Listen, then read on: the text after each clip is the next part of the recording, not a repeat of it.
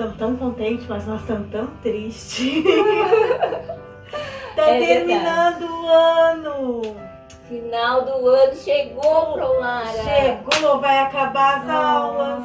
Mas vocês estão tão grandes e foi tão bons, tão especial, que vão tudo pro pré-B. Que bom! Parabéns! As profs do pré-B vão adorar pegar vocês lá, porque vocês estão muito bons. Foram participativos. Agradecemos a famílias, né, que nos ajudaram muito neste ano. Sem as famílias de vocês nós não era nada esse ano. Verdade. Nós estamos aqui no nosso canto de gravação. Mostra aí. Nosso cameraman pra nós. cantinho. Não, é câmera girl pra nós. Nosso cantinho de gravação. Não bota muito pra cá. Só que pode bagunçar.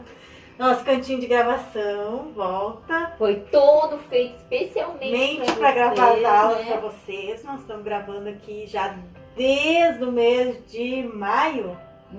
Abril, maio, é desde o mês de maio. No maio nós gravamos na escola. Julho a gente começou a gravar aqui. Várias gravações, né, Prolara? Várias gravações pra vocês. Quantos aprendizados tivemos esse ano, hein? Nós e vocês, né? Muito. Muitos aprendizados. Então, já que assim a gente vai passar tudo de ano e nós vamos nos encontrar nos nos corredores. Se quiser, né? E se possível numa escola nova, que tá ficando linda. Tá ficando maravilhosa a nossa escolinha nova. Então assim, a gente quer deixar beijinhos, vários beijinhos pra vocês.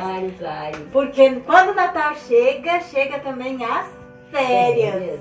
O descanso da escola, né? Muitos de vocês vai ser o primeiro descanso que vão ter da escola, assim, grande. Sem fazer nada. Então, nós 2 vamos meses. rezar pra tudo dar certo. Ano que vem nós poder voltar pra voltar escola pra lá. escola. Pra nós reunir tudo de novo. E é isso. Mais alguma coisa, pessoal? Só.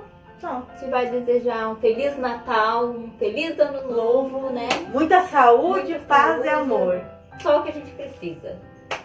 Tá bom? Um beijo no coração.